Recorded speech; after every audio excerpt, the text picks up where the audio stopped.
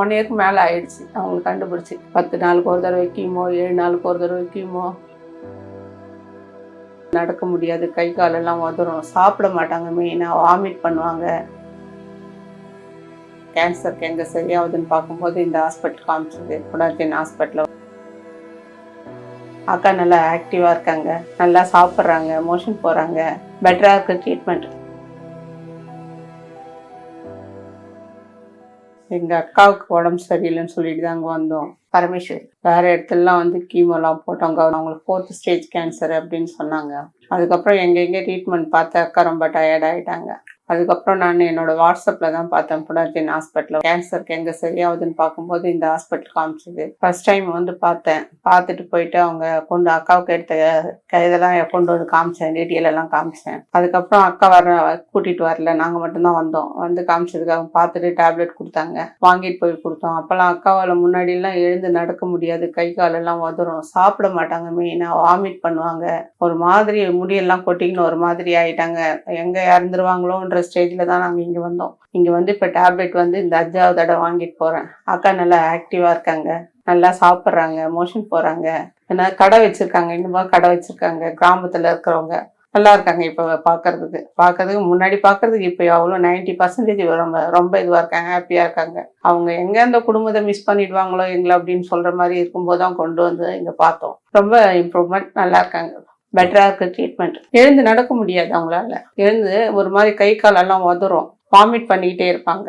அதுக்கு வாமிட் பண்ணுவாங்க, சாப்பிட மாட்டாங்க, மெயினாக சாப்பிட மாட்டாங்க. சாப்பிடலாம் ஹெல்த் கண்டிஷன் வந்து ரொம்ப மோசமாகி போச்சு. அதுக்கப்புறம் வந்து இன்னும் கீமோ போடணும் அப்படின்லாம் சொன்னாங்க. அக்காவால் கீமோ தாங்க முடியல. அதனால ஆயுர்வேதம் எங்கன்னா இருக்கா பாருமா அப்படின் போது தான் நான் செல்லில் பார்த்துட்டு தான் கூட்டிகிட்டு வந்தேன். இப்போ நல்லா இருக்காங்க, நல்லா முடியெல்லாம் நல்லா வளர்ந்துருக்கு, நல்லா சாப்பிட்றாங்க, ஆக்டிவாக அவங்க வேலையை அவங்களே செஞ்சுக்கிறாங்க.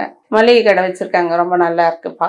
ஒரு டோஸ் வந்து சாப்பிடும்போது கொஞ்சம் அப்படி தான் இருந்தாங்க, கொஞ்சம் இது பண்ணுறதுக்கு ஒரு 20-25 நாள்லேயே வந்து அவங்க கொஞ்சம் சாப்பிட ஆரம்பிச்சாங்க, சாப்பாடு சாப்பிட ஆரம்பிச்சது அவங்க அந்த கால் கை நடுக்கெல்லாம் நிற்க ஆரம்பிச்சுது. அப்புறம் நிறைய தண்ணி குடிக்க ஆரம்பிச்சு, இளநீர் குடிக்க ஆரம்பிச்சாங்க.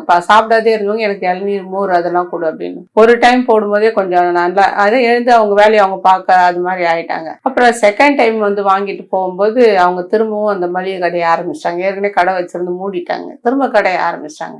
இப்போ 5வது தடவை. அக்கா நல்லா இருக்காங்க, எல்லாம் வந்து எங்களை மாதிரி நார்மலாக எல்லா வேலையும் செய்கிறாங்க, இதுவாக இருக்காங்க, பார்க்கறதுக்கு சந்தோஷமா இருக்கு. 1 இயரா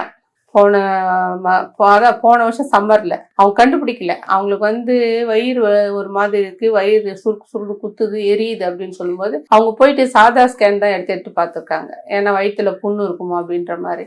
அது அவங்க யாருமே சொல்லலை, சாதா ஸ்கேன் எடுத்தவங்க எதுவுமே தெரியல. ஆனால் இத்தனை ஸ்கேன் எடுத்துக்கிறோம், என்ன ஒன்றுமே இல்லை அப்படின்னு சொல்லும்போது இங்கே சென்னையில் சித்ராமான்னு ஒரு டாக்டர் இருக்காங்க, அவங்க கிட்ட வந்து பார்க்கும்போது நீங்கள் பெட் ஸ்கேன் எடுத்து பாருங்கன்னு அவங்க தான் எழுதி கொடுத்தாங்க.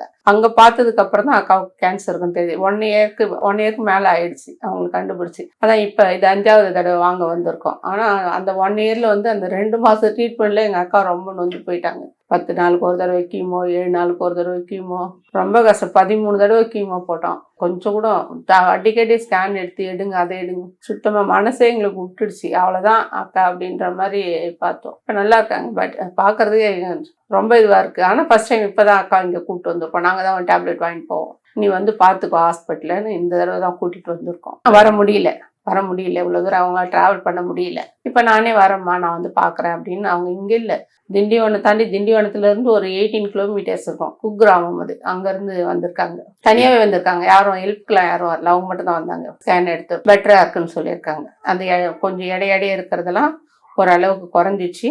ஒரு இடத்துல மட்டும் கொஞ்சம் ஸ்டே பண்ணியிருக்கு, லிவரில் மட்டும் கொஞ்சம் ஸ்டே பண்ணியிருக்கு, குறையும், இம்ப்ரூவ்மெண்ட் நல்லா இருக்குது, பிளட் டெஸ்ட்லாம் நல்லா இருக்குன்னு சொல்லியிருக்காங்க.